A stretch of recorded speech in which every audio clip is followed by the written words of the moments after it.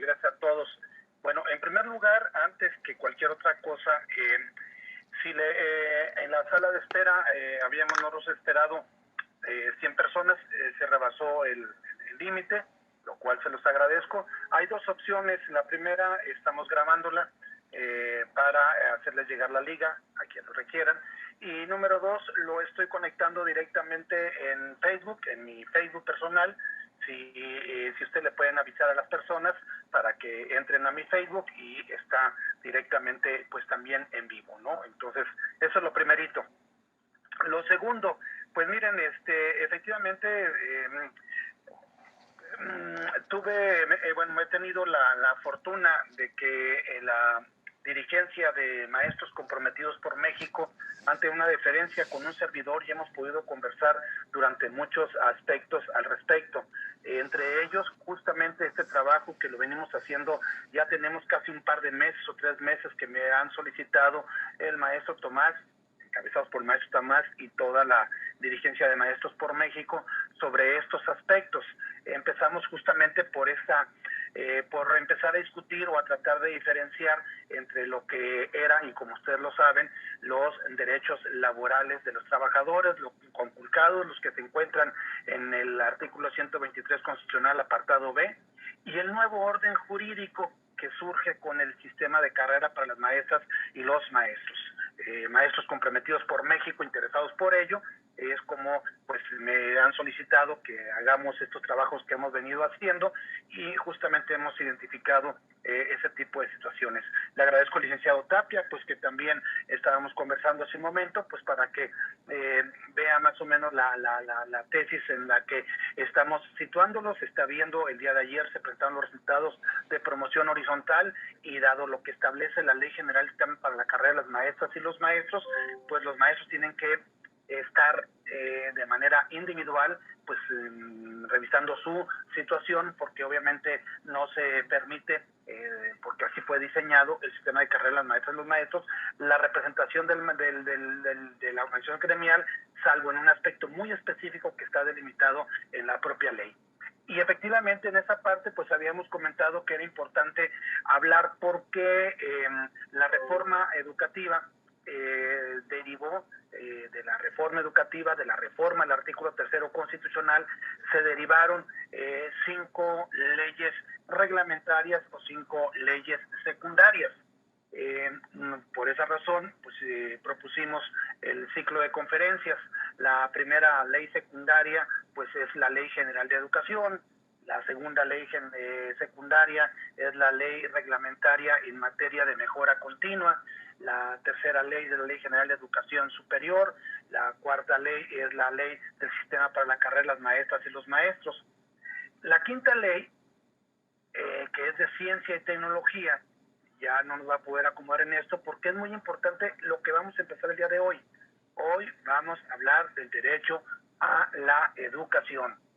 El derecho a la educación desde una perspectiva de los derechos humanos. Eso es lo que nos tiene ahorita. Voy a compartir pantalla, si me permiten, de una vez, para ir comentando y entrando un poquito en detalles. Para mí es fundamental que podamos, que yo les pueda transmitir la importancia de lo que es el derecho a la educación desde una perspectiva de los derechos humanos. De hecho, me voy a llevar muy buena parte de la intervención justamente hablando de ello desde la perspectiva de los derechos humanos, antes de entrar a el análisis del artículo 3º constitucional fundamentalmente. Entonces, forma parte, es la primera conferencia de un ciclo, fundamentos legales de la educación en México. El primero que estaremos revisando es el derecho a la educación. Llegaremos nosotros hasta una parte de la Ley General de Educación, no a todas. Aquí tienen mis contactos, ustedes ya los conocen. Por si alguien quiere mantener comunicación con un servidor, pues se los voy a agradecer, y me dispongo a sus órdenes, por supuesto. Pues aquí en esta parte lo que yo pretendo con ustedes es analizar las implicaciones del derecho a la educación legalmente establecida en el artículo 3º de la Constitución Política de Estados Unidos Mexicanos, derivada de la reforma 2019. Como ustedes saben, reformas educativas ha habido muchas. Podemos enunciar al menos unas 7 reformas educativas. y casi todo el mundo le dicen reformas educativas, y entonces se confunde un poquitito. Las últimas 3 reformas educativas que ha habido es la de 1992 con el compromiso social por la calidad de la educación, que trajo, entre otras cosas, la federalización de la educación, carrera magisterial, entre otras cuestiones, y algunas consideran o le llaman la reforma educativa salinista, porque se llevó a cabo en el periodo de Carlos Salinas de Gortari. De ahí se vino una serie de cuestiones y hasta el 2013 se promulgó la penúltima reforma educativa, que algunos le llaman la reforma peñista, por ser dentro de la administración del licenciado Enrique Peña Nieto, y algunos le llaman, o la conocen, la mal llamada reforma educativa. Esa es la del 2013. Y el 15 de mayo del 2019, pues se publica esta reforma que estamos hablando, por eso le estoy poniendo con los números para distinguirla, la reforma educativa del 2019. Hay muchas cosas que retoman de las cuestiones anteriores, hay otras cosas que sobresalen.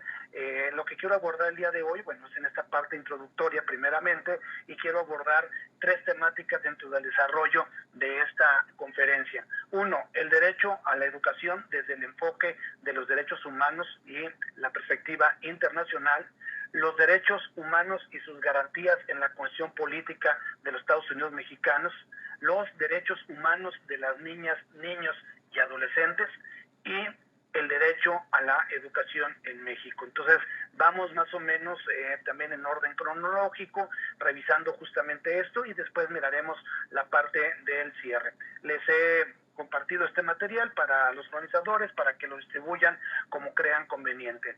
Son varias referencias que estaríamos tomando: la Declaración Universal de los Derechos Humanos, el Pacto Internacional de Derechos Civiles y Políticos, así como el Pacto Internacional de Derechos Económicos, Sociales y Culturales, la Convención sobre los Derechos del Niño, los 10 compromisos por la educación y el magisterio, lo que se conoce como la reforma educativa del 2019, que es la reforma a la Constitución Política de Estados Unidos Mexicanos, el artículo, vamos a estar revisando, aunque la reforma educativa del 2019 contempla la reforma a los artículos 3, 31 y 73, es importante también que estemos revisando los artículos 1 y 2, y ya les explicaré la razón por la cual.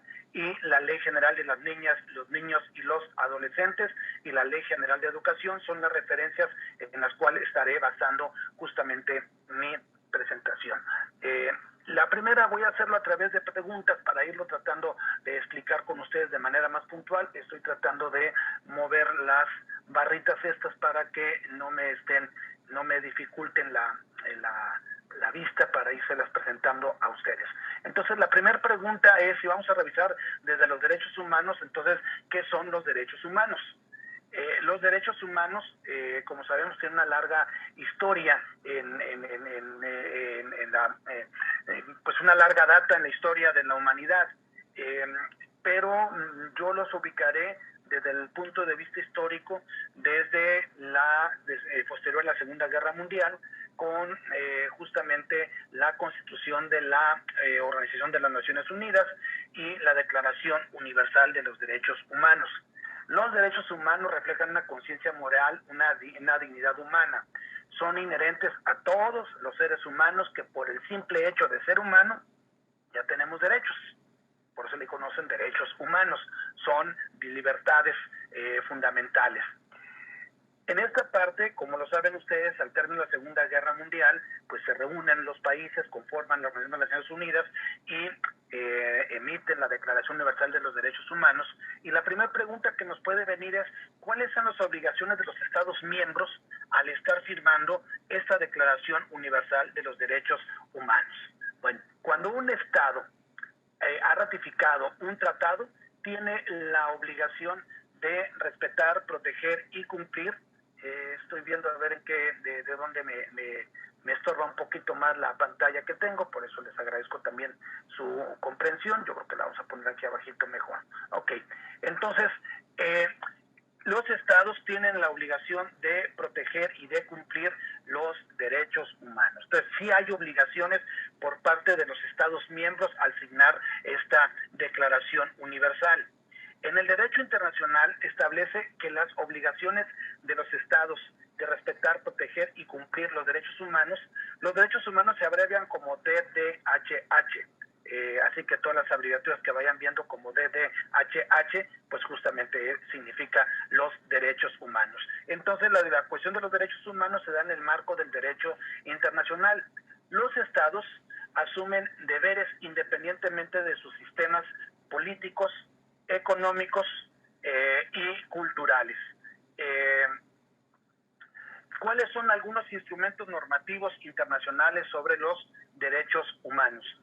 Me están comentando en el Face que no se pudo, me agarraron aquí en el brinco, ponerlo en el Face, pues ya ahorita ya no es posible dedicarme a las dos cosas, a estar programándolo en el Face y a estar dando la conferencia, pues no va a justamente dar la plática, pues les ofrezco pues una disculpa. Qué bueno de que haya más de 100, ya buscaremos para las subsecuentes de poderlas abrir, y obviamente pues me voy a relacionar o le voy a pedir a la universidad en la cual laboro, en la cual formo parte del claustro doctoral, para que podamos utilizar su licencia de Zoom en las subsecuentes, para tenerla todo un rango de apertura que puedan caber muchísimos más. Hasta ahorita pues era nada más 100 personas y pues ya lo llegamos, ¿no? Así que pues les agradezco la comprensión. Continúo, porque bueno, no puedo estar en las dos cosas, ¿no? Bien, entonces David comentaba que la Asamblea General de las Naciones Unidas aprobó la Declaración Universal de los Derechos Humanos. Les decía hace un momento que las abreviaturas de derechos humanos es DDHH, y la Declaración Universal la estamos poniendo como DUDDHH. En ella se recogen todos los derechos y las libertades fundamentales. La Declaración Universal es un ideal común de buenas intenciones, pero la declaración no le aporta ninguna obligación jurídica de cumplimiento para los estados. Es simplemente la buena intención, la buena voluntad. Eso es lo primero. Los derechos humanos han sido ampliamente reconocidos en numerosos instrumentos normativos internacionales, y con la finalidad justamente de que los estados sí tengan la obligación de cumplir y hacer cumplir lo que está ahí establecido, pues se han venido justamente firmando algunos pactos y algunos documentos o instrumentos de derecho internacional que obliga a los estados a complementarlos. Uno de ellos es el Pacto Internacional de Derechos Económicos, Sociales y Culturales, que fueron firmados en 1976. Hay otros tratados también que se refieren a grupos específicos, por ejemplo, a mujeres, a niñas, a personas con discapacidad, o en alguna cuestión de contextos, por ejemplo, la educación durante conflictos armados. Incluso hay una iniciativa hoy en día con la parte de la pandemia también, pues de que se dé esta cuestión en situaciones de emergencia sanitaria. Otro de esos instrumentos es la Convención de los Derechos del Niño.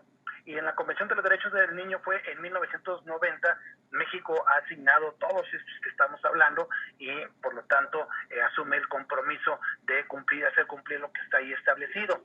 Aquí hay un tema importante, y ahorita lo voy a empezar a vincular con la parte de la realidad: el interés superior de niñas, niños y adolescentes. Es un tema que también estaremos comentando en breve. Hay otro instrumento también muy importante que se conoce como la Agenda 2030. La Agenda 2030 es un plan de acción a favor de las personas, el planeta, la prosperidad, y entonces están moviendo todos los países, porque aquí se plantean algunos objetivos y ciertas metas. El objetivo número 4 tiene que ver con la parte de educación, con la educación de calidad. Lo que quiero señalar con esto es que hay instrumentos internacionales que México ha asignado para la defensa y la protección de los derechos humanos, y específicamente el que vamos a ver ahorita, que garantiza la educación como un derecho humano. Entre los derechos humanos conculcados se garantiza el derecho a la educación, y se reconoce, se define por primera vez en un documento, en un texto oficial de educación mundial, como la Declaración Universal de los Derechos Humanos, la educación como derecho humano por primera vez. ese es un tema muy relevante que lo ha puesto sobre la agenda las Naciones Unidas. ¿Cuál es el principal organismo de las Naciones Unidas responsable de los derechos humanos?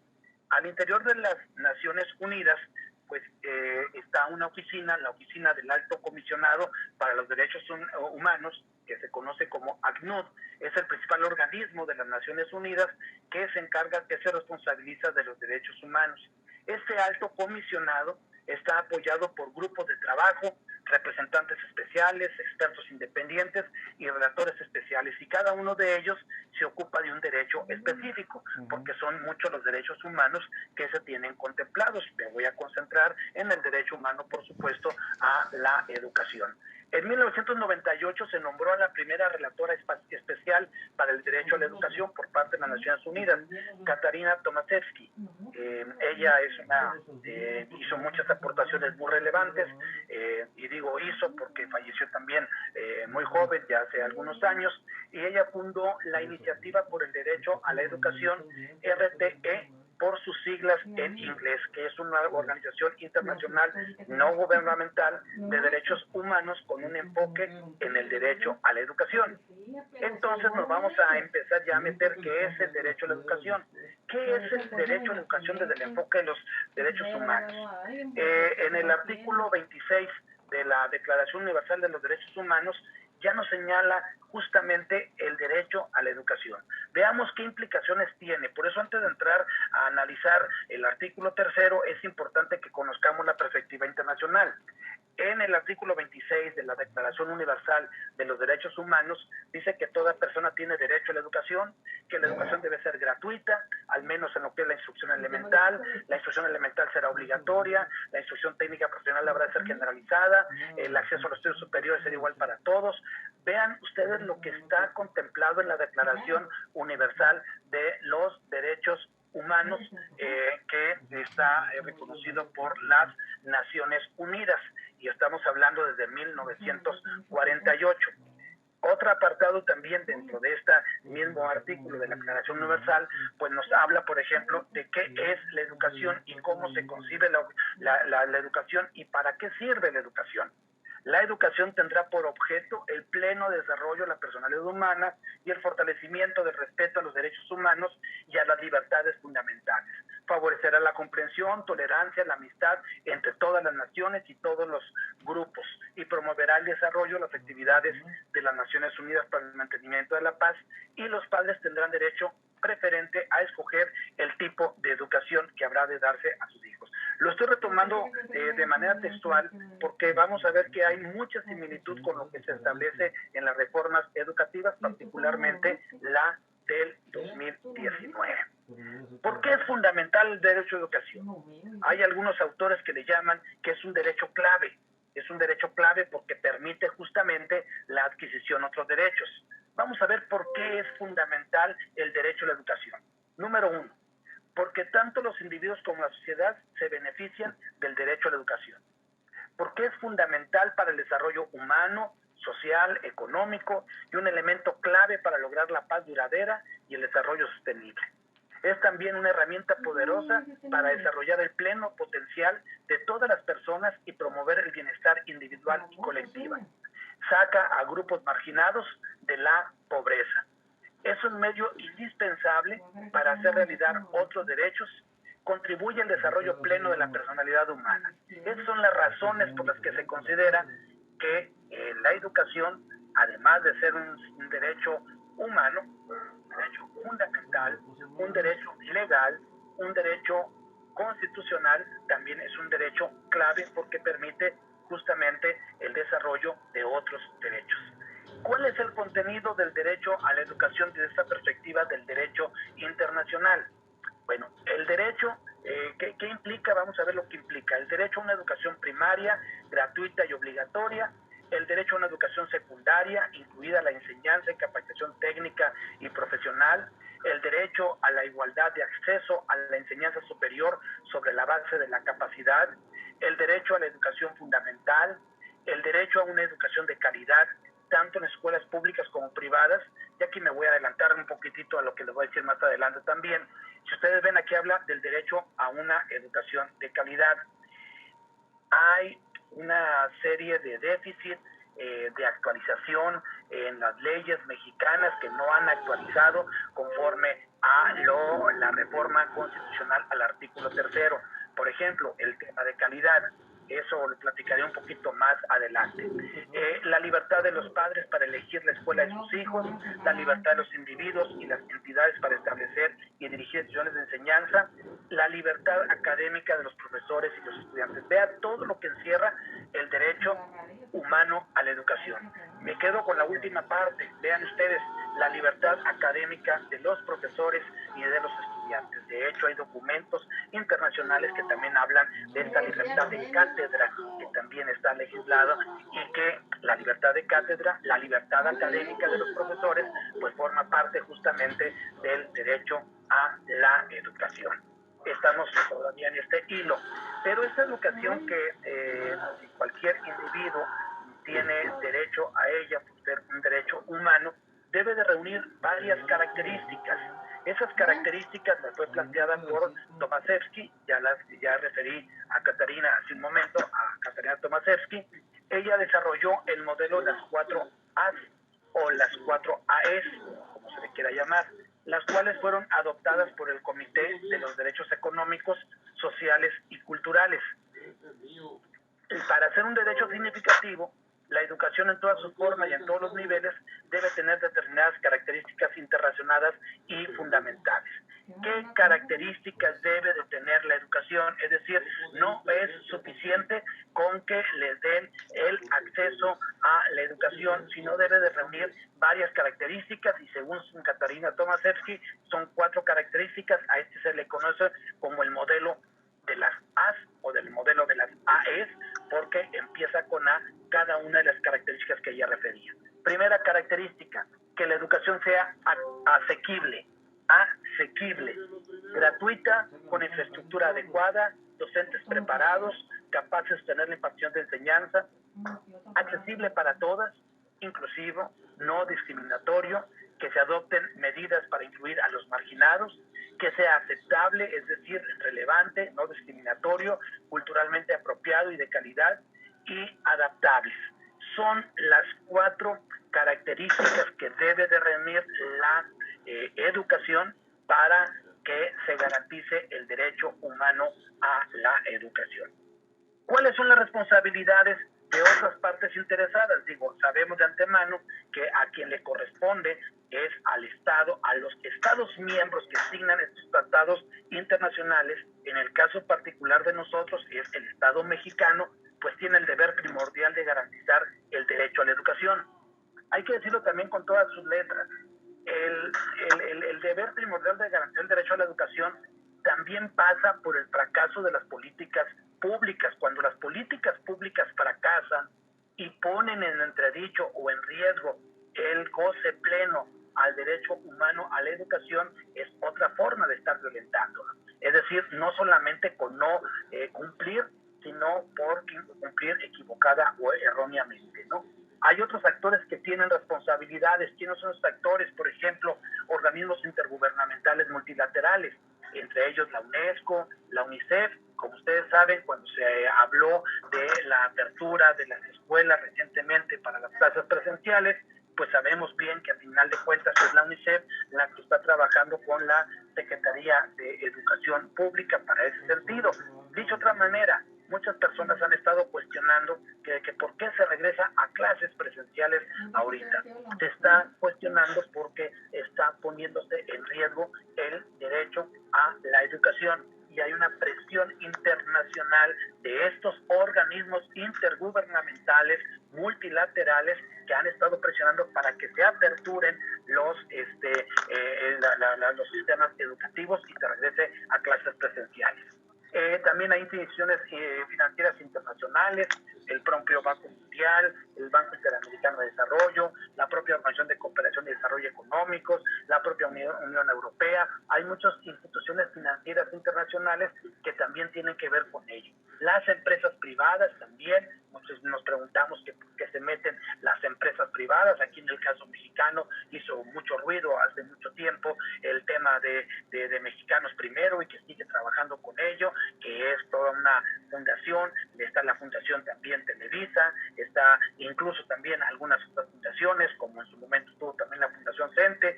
Entonces hay también empresas privadas, hay también organismos no gubernamentales. Por supuesto, los padres también tienen una cuestión importantísima, y sobre todo la sociedad civil. La sociedad civil desempeña un papel fundamental en la promoción del derecho a la educación. Y lo voy a decir en otros términos también.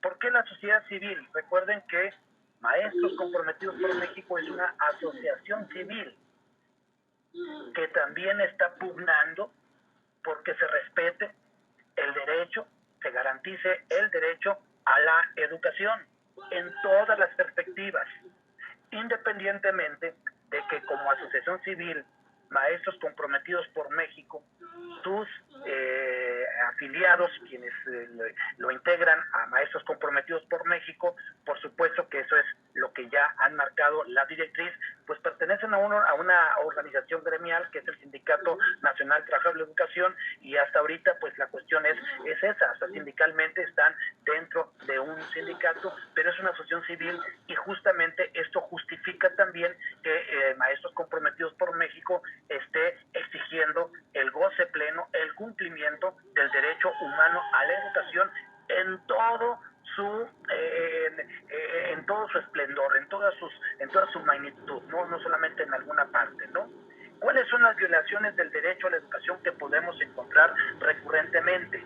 Por ejemplo, hay estados, como le comentaba hace un momento, que sí, de manera directa lo están impidiendo, o a través de su fracaso de las políticas públicas.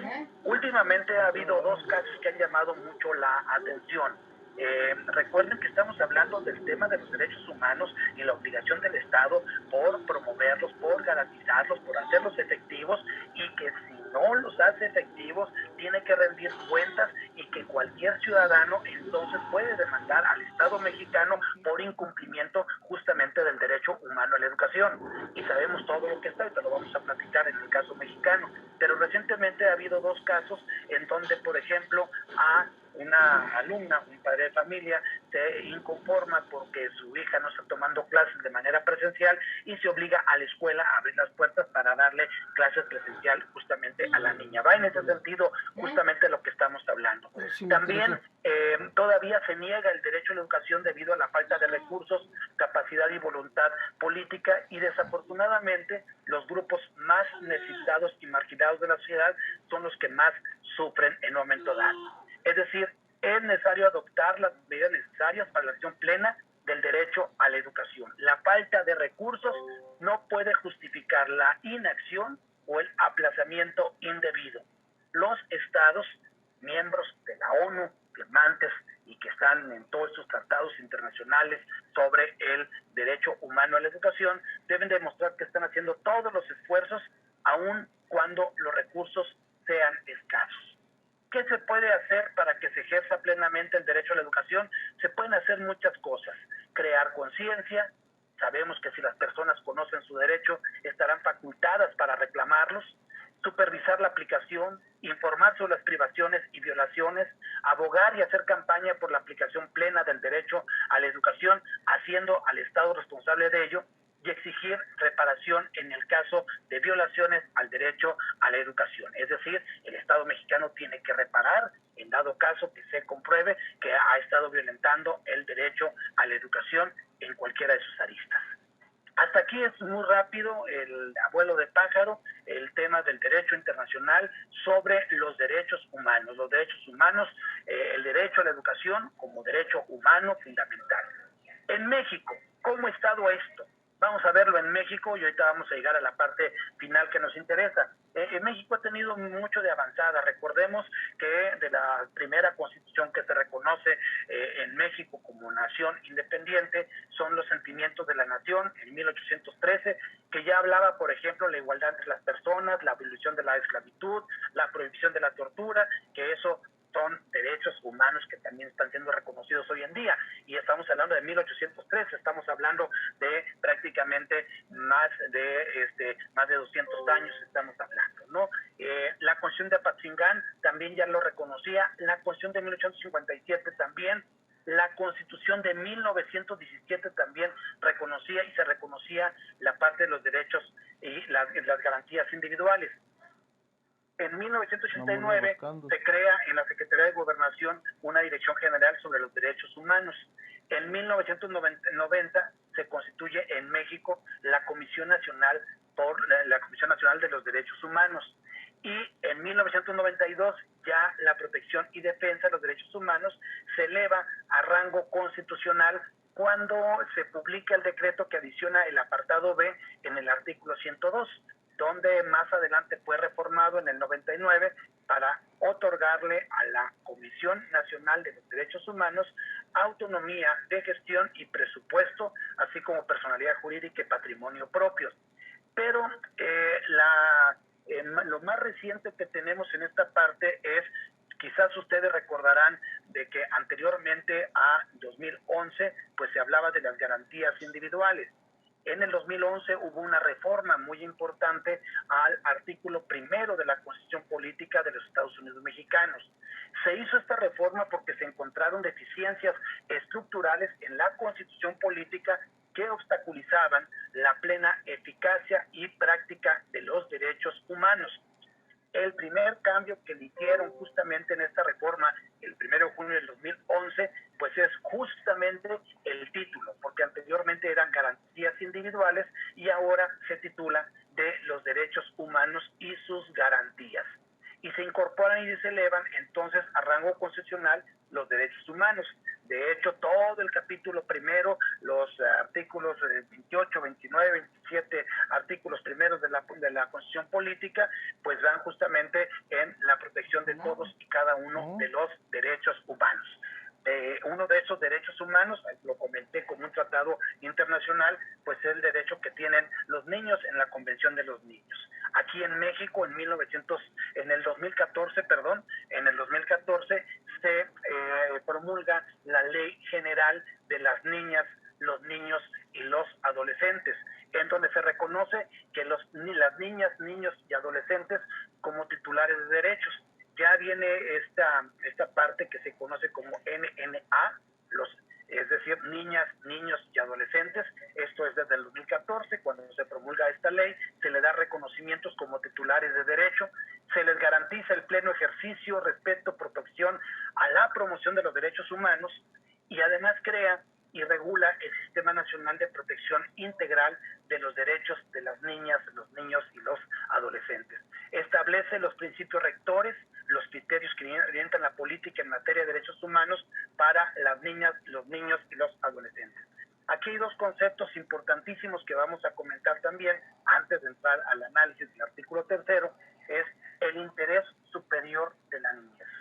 El interés superior de la niñez debe ser considerado en la toma de decisiones sobre una cuestión debatida que involucre niñas, niños y adolescentes. Por ejemplo, ahorita con la pandemia, que se cerraron las escuelas, entonces se tenía que privilegiar el interés superior de la niñez, porque uno de los derechos humanos también consagrados es el derecho humano a la salud. Y obviamente entre el derecho humano a la salud y el derecho humano a la educación, entonces al principio de la pandemia se privilegió lo primero. Y este concepto está presente y ahorita lo vamos a ver en la reforma al artículo 3 constitucional. Otro concepto también que es muy importante y que está presente también en el artículo 3 y que lo estoy retomando de lo que es la Ley General de las Niñas, los niños y los adolescentes, niñas, niños y adolescentes, es el de igualdad sustantiva. ¿Qué es igualdad sustantiva? Se concibe como el acceso al mismo trato y oportunidad para el reconocimiento, goce o ejercicio de los derechos humanos y las libertades fundamentales. No por ser niños son menos, ellos también son sujetos de derecho. Y esta parte entonces se considera que son sujetos y se le llama niñas, niños, adolescentes, y últimamente están poniendo niñas, niños, adolescentes y jóvenes. Se le considera niños entre los 0 a los 18 años. De los 0 a los 12 se les considera como niños y se les considera como adolescentes. Algunos dicen que de 12 a 15 y otros les llaman de jóvenes de 15 a 18, pero para fines estrictamente legales son niños de 18 años o menos. Dicho de otra manera, los que estudian la preparatoria, los que estudian la secundaria, también son considerados niños para este tipo de legislación que estamos justamente hablando. Es fundamental. Hay muchos derechos de los niños que están consagrados en esta ley general. Aquí están de manera sucinta en esta lámina, muy rápido: derecho a la vida, derecho a la supervivencia, al desarrollo, derecho de prioridad, de identidad, derecho a vivir en familia, de igualdad sustantiva, no ser discriminado, etcétera, etcétera, etcétera. Y uno de ellos es el derecho a la educación. En la ley general de las niñas, niños y adolescentes, pues se garantiza también el derecho a la educación. Y esta parte del derecho a la educación, en el artículo 57 de esta ley, pues habla justamente de que para qué se requiere o se pretende que sea el derecho humano a la educación para los niños. Lo voy a decir en otros términos también para explicármelo más puntualmente. A partir de esta ley es cuando se recurre inmediatamente, cuando se están violentando, pues se tipifica justamente la cuestión de la violación a los derechos humanos o a los derechos de las niñas, los niños y los adolescentes. Y en esta parte, las autoridades educativas, las autoridades locales, las autoridades federales, las autoridades escolares tienen un grado de responsabilidad si no se le da cumplimiento a lo que ahí está establecido, particularmente a lo que tiene que ver con educación y a todos los demás derechos, por supuesto. Esta parte, entonces, las autoridades federales, estatales y municipales deberán destinar recursos materiales, presupuestarios adecuados y suficientes para garantizar la educación de calidad. Les había dicho a ustedes hace un momento, por ejemplo, en este caso, la Ley General de Niñas, Niños y Adolescentes, que fue promulgada en el 2014, no se ha actualizado conforme a lo que se establece en el artículo 3º constitucional con la reforma del 2019. Porque a partir del 2019, y ahorita lo vamos a ver y ustedes lo saben perfectamente bien, el término de calidad desaparece, mientras que aquí todavía sigue permaneciendo.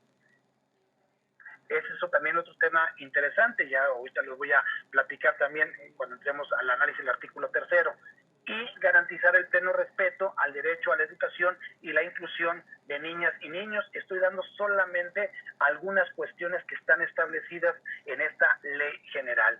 Y las autoridades federales, estatales y municipales deberán contribuir a garantizar la permanencia y conclusión de la educación obligatoria de niñas, niños y adolescentes para abatir el ausentismo, el abandono, la deserción. Administrar la disciplina escolar de modo compatible con la dignidad humana, erradicar prácticas pedagógicas discriminatorias o excluyentes que atenten contra la dignidad humana, y lo estoy resaltando porque vean, estas son causales que provocan que se vaya y se demande al Estado mexicano por estar violentando los derechos de las niñas, niños y adolescentes o uno de los derechos humanos. Y recuerden que al demandar al Estado mexicano, y es una parte sí quiero destacarla muy importante, en las escuelas, el director de la escuela, los maestros, pues justamente representan al Estado mexicano. Ellos son los representantes del Poder Ejecutivo. Por lo tanto, cuando hay una denuncia que pone en riesgo el pleno goce del derecho humano a la educación y se hace la denuncia correspondiente en los órganos, ya sea en la Comisión de Derechos Humanos, tanto nacional o estatales, según sea el caso, pues por supuesto siempre va a haber quien está directamente responsable de esta cuestión, que vienen siendo en ocasiones las autoridades escolares, llámense directores o supervisores o incluso los propios maestros. Las autoridades escolares, en el ámbito de su competencia, entonces, deberán adoptar medidas necesarias para garantizar la protección de los derechos de las niñas y los niños. Hay otros fines también que se establecen, ya con esto voy a empezar a cerrar para que entremos al artículo 3º, y También nos habla del ambiente libre de violencia, de fomentar la convivencia armónica, la detección temprana de prevención y erradicación del acoso o la violencia, desarrollar actividades de capacitación para servidores públicos y para el personal administrativo y docente. Recuerden que este es uno de los elementos contemplados en los protocolos establecidos para ese fin. Hasta aquí yo estoy llegando a lo que es el derecho humano en el ámbito internacional y también en el ámbito nacional, sin tocar todavía específicamente el artículo 3º constitucional. Es decir, lo digo en otros términos, es muy importante que desde esta perspectiva, desde la perspectiva de los derechos humanos, podamos nosotros hacer el análisis, como lo estamos realizando, de lo que concierne justamente a la educación. En el 2018, hay un documento que el entonces candidato presidencial dio a conocer el 11 de mayo del 2018 en San Pablo de la Tao, Oaxaca, en donde expuso 10 compromisos por la educación y el magisterio. Los primeros 4, y los voy a decir de una manera muy rápida, ya estaba delineando justamente la reforma que él pretendía llevar en materia de derechos humanos. Fortalecer la educación pública, gratuita y de calidad en todos los niveles escolares, bajo la premisa que la educación no es un privilegio, es un derecho del pueblo. Vean lo que dice en este caso como lo que está señalando en su calidad de candidato presidencial primeramente, en su discurso, en su narrativa, pues retoma todo lo que concierne al enfoque de los derechos humanos, que habrá alimentación en las escuelas de educación básica, en las zonas pobres y marginadas, el tema de los estudiantes de preparatoria, la beca que se les está otorgando, en el caso de los estudiantes de familias escasos recursos, las becas, es decir, estos 4 compromisos por la educación que estableció el entonces candidato presidencial iba delineando la política en materia del derecho a la educación. Esta política ya quedó establecida con la reforma educativa del 2019. Y en esta reforma del 2019, pues como habíamos dicho, se reforma el artículo 3º, 31 y 73 de la Constitución Política. Ahora sí ya vamos a entrar un poco de lleno, porque si ustedes ven, en todo el antecedente que acabo de referir, es justamente lo que explica el artículo 3º. El artículo 3º constitucional, como le comenté, la Constitución Política de los Estados Unidos Mexicanos, en el artículo 1 se consagra justamente los derechos humanos. En el artículo 3º se consagra el derecho humano a la educación. El artículo 3º constitucional regula, norma el derecho a la educación. Vean si no, párrafo primero, ¿qué es lo que dice? Toda persona tiene derecho a la educación. El Estado impartirá, si me ayudan por favor a cerrar los micrófonos, quienes están de coanfitriones, gracias, te los agradezco. Toda persona tiene derecho a la educación, dice el párrafo primero. El Estado impartirá y garantizará la educación inicial, preescolar, primaria, secundaria, media superior y superior. Aquí hay 2 elementos, aquí hay 2 verbos importantes: impartir y garantizar. En algunos casos está obligado el Estado mexicano a impartir. El Estado mexicano imparte, por ejemplo, preescolar, primaria, secundaria y media superior. En todos los casos tiene que garantizar, desde la educación inicial hasta la educación superior, el derecho a la educación. Y en algunos casos solamente lo estará impartiendo. La educación inicial, como saben, también es una de los cambios con relación a la reforma anterior, porque se incorpora a educación básica la educación inicial. De hecho, ya en educación inicial se vienen trabajando con los consejos técnicos. Ustedes podrán ver las guías establecidas para ese fin. Si nos ayudan con apagar el micrófono, se los voy a agradecer, por favor. Entonces, este es otro tema importante. En el párrafo primero, estoy leyendo el párrafo primero del artículo 3º, que es la reforma educativa, nos habla justamente del derecho a la educación. ¿A cuál educación? A la educación básica, que comprende inicial, preescolar, primaria y secundaria, y tanto la básica como la media superior y superior van a ser obligatorias, como ya lo sabemos, ¿no? La educación obligatoria lo será en los términos de la fracción décima del artículo tercero, que con ello vamos a analizar en otra conferencia la Ley General de Educación Superior por esa razón. La educación inicial entonces es un derecho de la niñez y será responsabilidad del Estado concientizar su importancia. Ustedes saben que todo el tema de la educación inicial, que comprende a de los 0 a los 3 años. Y esta parte de educación inicial, pues es el antecedente ahora justamente de preescolar, ¿no? Y en esta parte de preescolar, pues también es importante que la vayamos considerando, porque la educación que se le imparte a los niños de 0 a 3 años, pues es la base justamente del preescolar, como podemos considerar de ahí en fuera los demás. Esto es lo que dice el párrafo primero, y el párrafo primero entonces del artículo tercero constitucional en la reforma aprobada el 15 de mayo nos habla muy particularmente del derecho a la educación, desde la educación inicial hasta la educación superior. El párrafo segundo nos dice de este artículo tercero, nos habla de algunas cosas muy interesantes que ahorita también ya lo vamos a empezar a comentar. Uno, corresponde al Estado la rectoría de la educación. ¿Qué es la rectoría de la educación? ¿Cómo se entiende la rectoría de la educación? La rectoría de la educación quiere decir, en otras palabras, y lo voy a poner de manera común para tratar de ejemplificarlo, lo que está pasando, como lo comentamos tras bambalinas antes de esta plática, en la promoción horizontal. Y en todo lo que es el tema de carrera, y lo revisaremos en su momento también cuando veamos esa ley y analicemos esa ley. ¿Qué es lo que está establecido? Justamente que la rectoría la tiene el Estado mexicano. No hay nadie más que el Estado, entendido como el nivel federal, el nivel local, el nivel municipal, que ellos rigen la educación. Ellos son los que determinan las reglas en que se tiene que estar llevando a cabo. Y ponía el ejemplo de promoción horizontal hace un momento.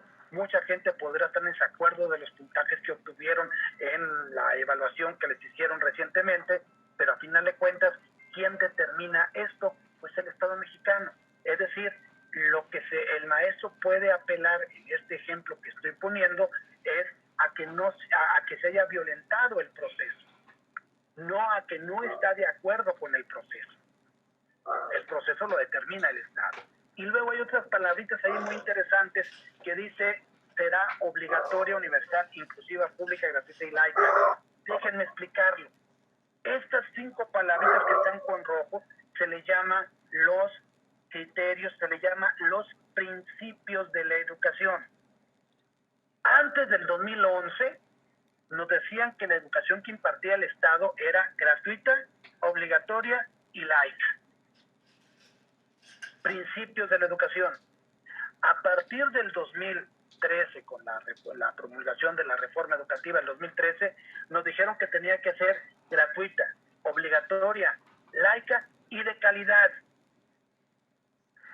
Ahora hay algunos principios, entendamos bien lo que es principio. ¿Qué es un principio educativo? De entrada, la educación que imparta el Estado mexicano va a reunir estas características. De entrada debe tener estas características. Y ojo, ojo lo que dice. Aquí ya nos está dando algunos principios que ya estaban establecidos anteriormente.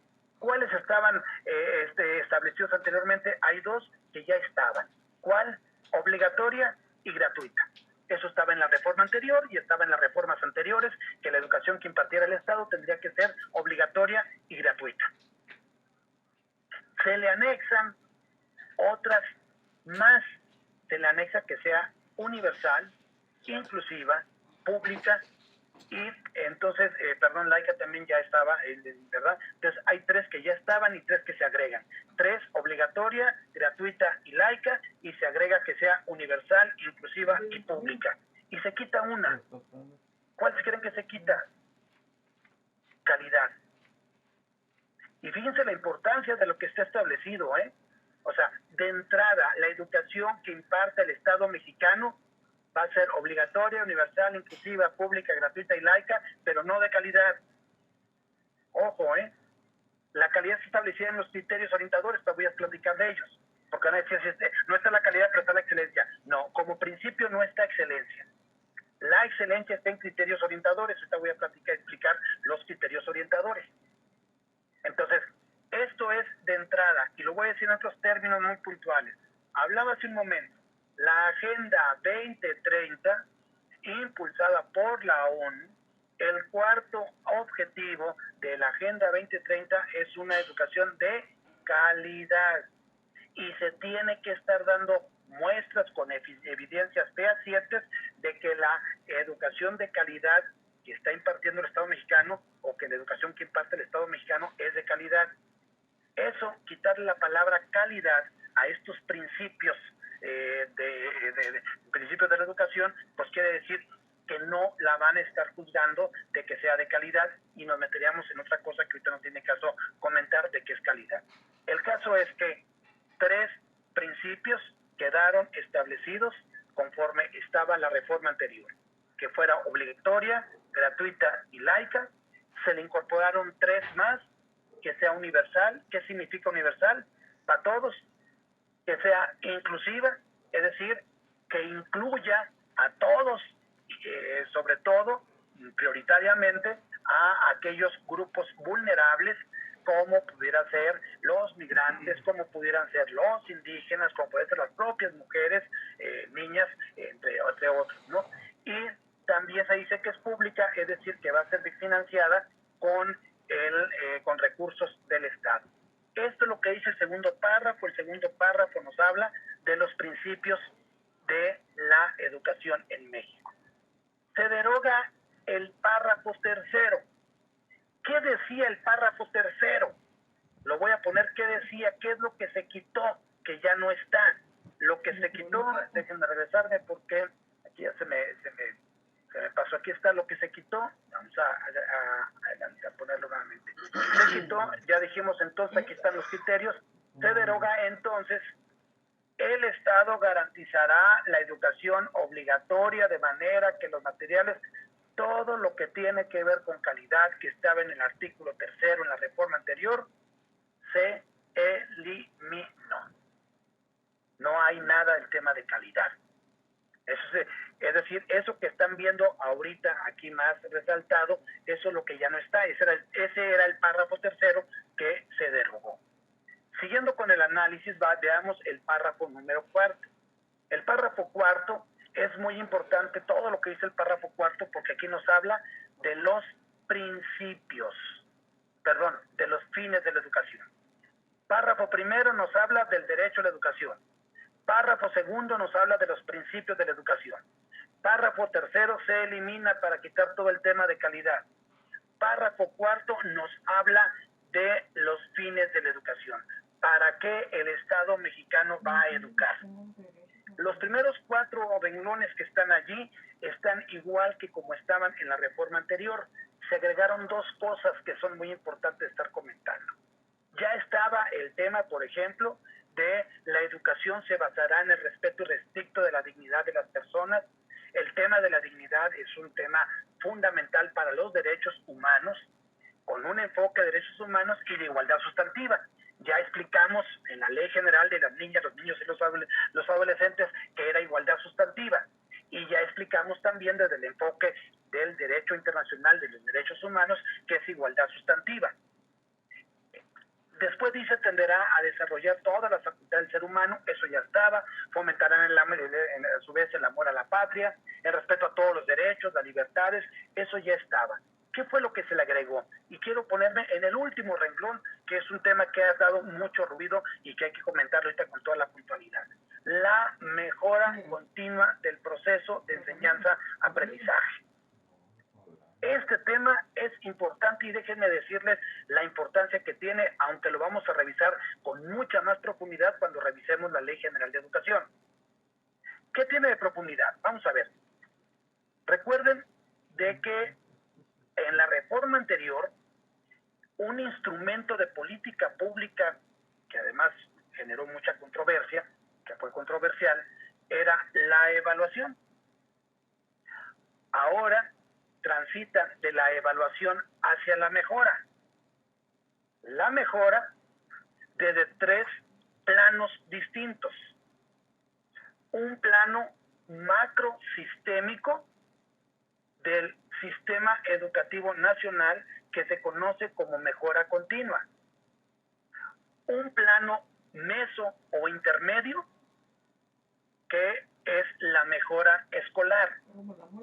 Y un plano microsistémico áulico, que es la mejora de los aprendizajes. La mejora de los aprendizajes, el responsable directo de esto es el maestro. La mejora escolar, el responsable es el consejo técnico escolar y la comunidad escolar. Hasta el director de la escuela, por supuesto. Pero desde el supervisor en adelante le corresponde la mejora continua.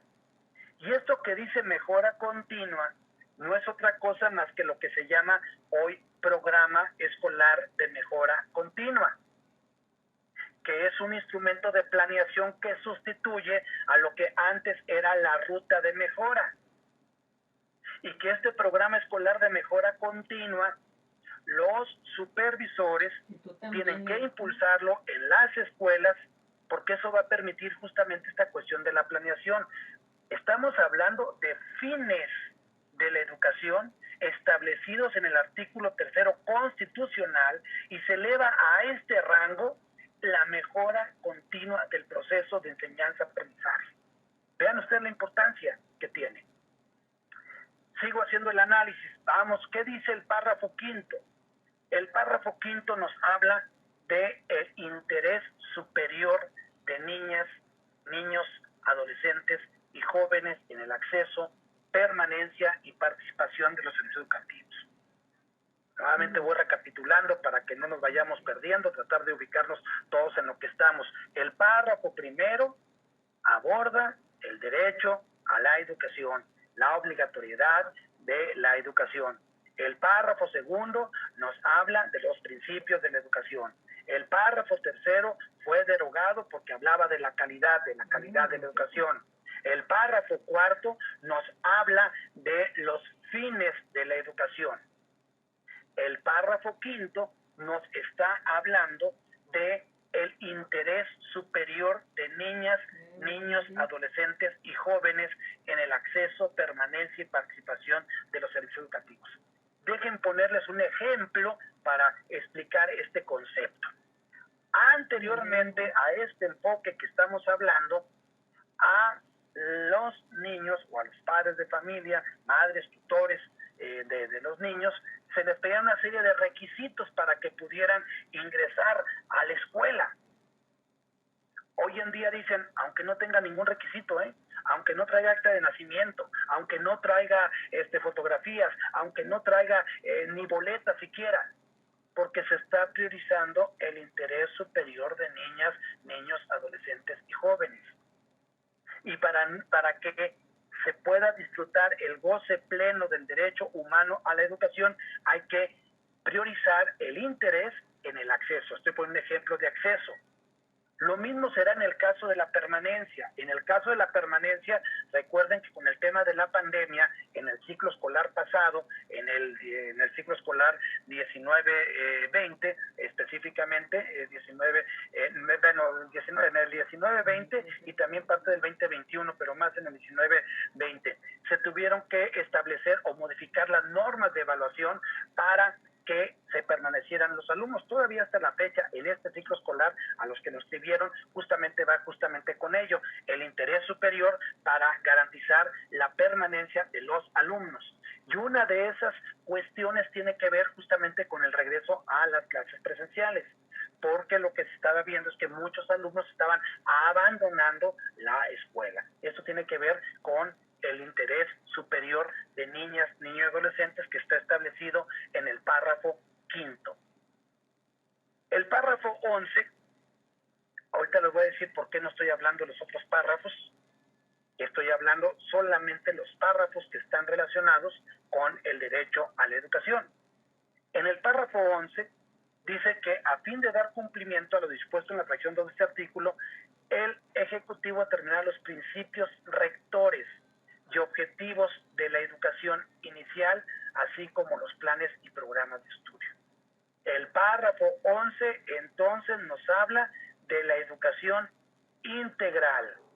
Y para que sea integral, entonces los planes y programas de estudios, dice el párrafo 12, tendrán perspectiva de género, una orientación integral, iniciará el conocimiento de la ciencia, las humanidades, etcétera, etcétera, etcétera, lo que está ahí establecido.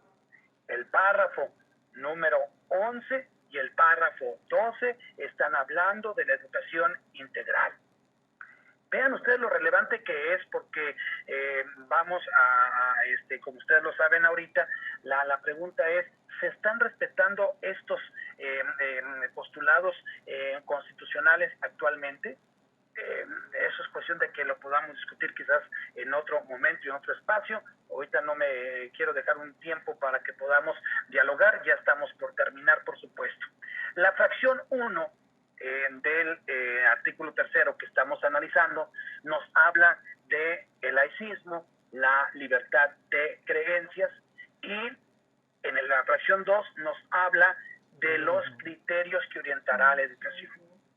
La fracción 2 nos está hablando de que la educación que imparte el Estado mexicano tenderá, se proyectará o se orientará hacia ciertos aspectos. ¿Hacia dónde se va a orientar? Se va a orientar en los resultados del progreso científico. También, además, otro de los criterios orientadores es que sea democrático, que sea nacional, que contribuya a la mejor convivencia humana. El D se derogó como criterio orientador, y ese criterio orientador en la reforma constitucional de 2013 hablaba de calidad. Hoy no se habla de calidad. Vean también cómo es congruente con la abrogación, o la derogación, mejor dicho, del párrafo 3, como lo habíamos comentado. Que sea equitativo, que sea inclusivo, que sea intercultural, que sea integral, que sea de excelencia. Voy haciendo recapitulaciones nuevamente. En el artículo 3 constitucional que estamos analizando, el párrafo 1 nos está hablando del derecho humano a la educación, de la obligatoriedad de la educación, es el párrafo 1. El párrafo 2 nos está hablando de la rectoría de la educación y de los principios educativos. El párrafo 3, que tenía que ver con la calidad, fue derogado. El párrafo 4 nos hablaba de los fines de la educación. El párrafo 11 y 12 nos habla de la educación integral. La fracción 1 nos habla del laicismo. La fracción 2 nos habla de los criterios orientadores de la educación. Democrático, nacional, contribuir a la mejor convivencia humana, equitativo, inclusivo, intercultural, integral, de excelencia. De hecho, el criterio G, intercultural, tiene también una base muy importante en el artículo 2 de la Constitución Política de los Estados Unidos Mexicanos, que es justamente con toda la diversidad cultural que estamos señalando. Y la fracción 4 de este artículo nos habla de la gratuidad. Como ustedes ven, si comparamos las implicaciones del derecho a la educación que están establecidos en el artículo 3 constitucional, y lo contrastáramos con lo que está establecido en el derecho internacional, en el enfoque de los derechos humanos, en los tratados internacionales, son iguales. Hay una congruencia. Porque de lo contrario, México tendría que estar rindiendo cuentas porque firmó unos tratados que estaría incumpliendo. México está siendo congruente con los tratados que firmó internacionales, la Convención de los Niños, por ejemplo, el Pacto por los de Derechos Culturales Sociales que también hemos comentado, la Declaración Universal de Derechos Humanos y muchos otros tratados internacionales que estamos hablando que México firmó y está obligado a cumplir. Y todo lo que estamos hablando ahorita es sobre el derecho a la educación, y todo lo relacionado con el derecho a la educación, México está siendo congruente en, al menos en la legislación, cumplir lo que firmó o lo que signó. Está justamente, pero ahora lo importante es que el derecho a la educación no sea solamente de derecho, sino también de hecho, y eso lo que más se viene cuestionando al respecto. La reforma educativa del 2019 que estamos analizando, además de reformar el artículo 3, reformó el artículo 31 de la Constitución Política. ¿Qué dice el artículo 31? Y es también muy importante, le ha afectado mucho al maestro en ese sentido. Son obligaciones de los mexicanos, fracción 1, artículo 31, en la reforma que se aprobó el 15 de mayo del 2019, que forma parte de este paquete que dijimos nosotros que se considera como reforma educativa 2019, que es artículo 3, artículo 31 y artículo 73. No he hablado todavía del 73, ahorita platicaré muy sucintamente el 73. El 31 dice: son obligaciones de los mexicanos ser responsables que sus hijas, hijos o pupilos menores de 18 años concurran a las escuelas, así como participar en su proceso educativo al revisar su progreso y desempeño. Fíjense nada más, lo que estamos señalando nosotros ahorita, véanlo a la luz de la emergencia sanitaria. Fíjense nada más. Por eso es que los papás, y fíjense lo que está pasando ahorita y lo que está aconteciendo con el regreso a clases presenciales en esta cuestión. Fíjense nada más, los padres de familia están exigiendo que haya un sistema educativo alterno, a distancia, en línea, mixto, como se le llame, porque presencial no les garantiza. México le está diciendo al padre de familia: o es presencial o no tengo otra alternativa. Y muchos padres de familia ya están siendo violentados su derecho humano justamente a la educación. En la Ley General de Educación, con eso cierro esta primera parte, la Ley General, como saben ustedes, ya lo comenté al principio y te lo voy a decir más sucintamente, la reforma educativa pues se deriva de la reforma del artículo 3 constitucional, algunas leyes, ahorita platicaré de ellas. Una de esas es justamente la Ley General de Educación.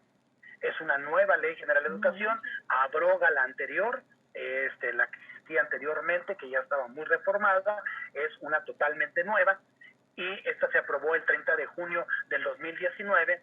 En el título primero del Derecho a la Educación, capítulo primero, nos habla el artículo primero de la Ley General de Educación, nos habla del derecho a la educación. En el artículo segundo nos habla del interés superior de niñas, niños y adolescentes. En el artículo tercero nos habla, estoy hablando de la Ley General de Educación, de la participación social de todo el sistema educativo nacional. En el artículo cuarto nos habla de las autoridades educativas federales, las autoridades educativas locales, las autoridades educativas municipales y las autoridades educativas escolares. Las autoridades educativas escolares pues son el director y el supervisor escolar. Cuando hablamos de funciones de supervisión, estamos hablando del supervisor y del jefe de sector u otras figuras más o menos análogas. También nos señala en la Ley General de Educación qué es la educación y cómo se concibe la educación. La educación es un medio para adquirir, actualizar, completar y ampliar sus conocimientos, capacidades, habilidades y aptitudes que le permitan alcanzar su desarrollo personal y profesional. Y como consecuencia de ello, contribuir a su bienestar, a la transformación y el mejoramiento. El artículo 6 nos habla de la obligatoriedad. En el 7 nos habla de los criterios orientadores, que ya lo habíamos comentado nosotros, que está en el artículo 3 constitucional de manera un poco más enunciativa, pero mucho más puntual, más profunda en su explicación.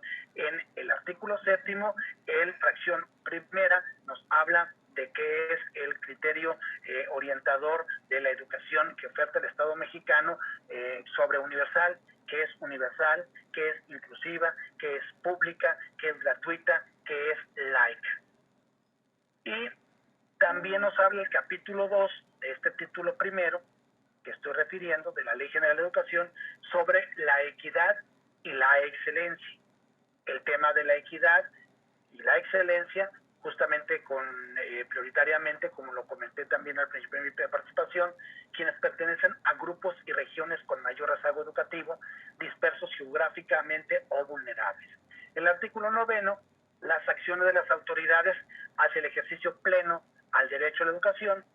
Y por último, el artículo 10, que se le delega a las autoridades educativas la atribución de celebrar convenios. Hasta aquí podemos decir entonces, para ir recapitulando ya para cerrar y darle espacio para un diálogo con todos ustedes, que el artículo 3 de la Constitución Política de los Estados Unidos Mexicanos regula el derecho a la educación. El derecho a la educación está perfectamente alineado a lo que se establece en el enfoque de los derechos humanos desde la perspectiva del derecho internacional. El asunto ahora es cómo transitar, por qué es importante, por qué tenemos que conocer esto, para qué me sirve a mi maestro, para qué me sirve a mi supervisor. Si yo doy clases de matemáticas o doy clases de español y a lo mejor este asunto no tiene mucho que ver conmigo, bueno, tiene mucho que ver por muchas razones. Porque es el tipo de educación que se tiene que ofertar, por supuesto, o que va delineando o va delimitando el actuar de los maestros. Pero además no solamente eso, si ustedes también están afiliados a Maestros Comprometidos por México, es importante que ustedes conozcan lo que se ha establecido, porque tendrán elementos de juicio para valorar el desempeño gubernamental o la eficacia de las políticas en materia educativa, las políticas públicas en materia educativa. Con eso se podrán dar cuenta en qué medida. Recuerden lo que había comentado en un principio sobre Katarina Tomaszewski, que señalaba, entre otras cosas, que el fracaso de las políticas públicas es una forma indirecta de violentar el derecho a la educación. Ese tema creo que es fundamental. Déjenme cerrar con estas últimas cosas y luego doy un último cierre para dar la participación a todos ustedes. En la Ley General de Educación dice muchas cosas más. De esas hablaremos la próxima semana, el 13 de septiembre. Hablaremos de la nueva escuela mexicana, hablaremos de la mejora escolar, hablaremos de la excelencia, hablaremos de eso que le han llamado pomposamente en los elementos multifactoriales, los principios filosóficos, legales y éticos de la educación mexicana. De eso hablaremos en la siguiente conferencia el próximo 13 de septiembre. Pero el artículo 3 constitucional también aborda otros aspectos que ahorita no abordé. Ahorita abordé solamente lo concerniente al derecho a la educación. ¿Qué nos dice también el artículo 3 constitucional? Nos habla del sistema para la carrera de las maestras y los maestros, y les decía el párrafo 7º, que se establece el sistema para las carreras de las maestras y los maestros, que trae consigo un nuevo orden jurídico, como les había comentado, y aquí está establecido muy claramente que el sistema para la carrera de las maestras, los maestros con funciones docentes, directiva o de supervisión, le va a corresponder a la Federación su rectoría y en coordinación con las entidades su implementación. Y el siguiente párrafo, el párrafo 8, nos habla de la admisión, la promoción, el reconocimiento del personal que ejerce la función docente, directiva o de supervisión. El maestro Tomás, el líder de esta agrupación de Maestros Comprometidos por México, en su intervención en Puebla, que también me invitaron para estar allí, él dijo de manera muy sucinta, de manera muy concreta, algo que yo no lo había podido sintetizar como él lo comentó. Él lo dijo, los trabajadores o el personal de apoyo técnico, de apoyo y asistencia a la educación son los que menos estarían afectados porque no se modificó, sus derechos laborales no fueron modificados, quedaron exactamente igual, intactos como está establecido tanto en el artículo 123 apartado B como en la Ley General de los Trabajadores al Servicio del Estado. En ellos no fueron modificados. ¿Cuál sí se modificó? La función docente, directiva y de supervisión, y crea un nuevo orden jurídico. Dice, los derechos que tienen quienes desempeñan funciones docente, directiva o supervisión, lo que estaba establecido en la Ley General de los Trabajadores del Estado, eso sigue manteniendo. Pero para este fin, aquí creamos este otro. Y ahí está determinado y delimitada la participación del sindicato. Bueno, sobre ello vamos a revisar la Ley General el día 20 de septiembre sobre esos aspectos y va a estar muy calientito por todo lo que está ahorita, los resultados de la promoción vertical, los resultados de la promoción horizontal y demás, ¿no? ¿Qué más dice el artículo 3º constitucional? Nos habla de la mejora continua. En el párrafo 6º nos habla de lo muy puntualmente habla del papel de las maestras y los maestros y el derecho que tienen a un sistema integral de formación, de capacitación, de actualización, retroalimentado por evaluaciones diagnósticas, que lo acaban de anunciar recientemente el Mejor Edu, y eso está justamente relacionado con la siguiente fracción, que para contribuir al cumplimiento de los objetivos de este artículo se crea el Sistema Nacional de Mejora Continua de la Educación.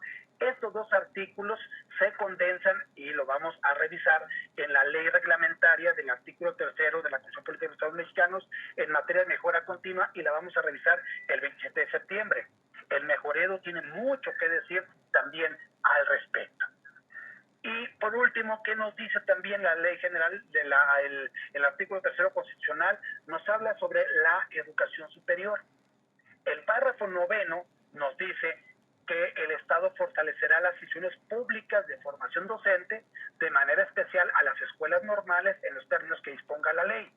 Y en la fracción 10ª dice que la obligatoriedad de la educación superior corresponde al Estado. Las autoridades federales locales tendrán políticas para fomentar la inclusión, permanencia y continuidad en los términos que la ley señale. ¿Cuál ley? La que vamos a revisar el 4 de octubre, que es la Ley General de Educación Superior. Y con esto podemos decir entonces algunas cosas que creo importante, y con eso trato ya de cerrar y de concluir con ustedes para darle paso también a sus comentarios, dudas o preguntas que tengan al respecto.